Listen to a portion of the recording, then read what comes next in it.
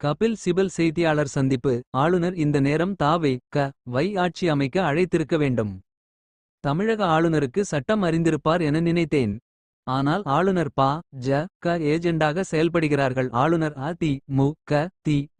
இணைய வேண்டும் என தாமதம் செய்கிறார் என பத்திரிகை செய்தி மூலம் அறிந்தேன். தேர்தலுக்கு பின்பு எவருக்கும அறுதி பெரும்பான்மை இல்லை என்றால் எந்த கட்சி அதிக இடங்களை வென்றுள்ளதோ அவர்களை ஆட்சி அமைக்க அழைக்க வேண்டும்.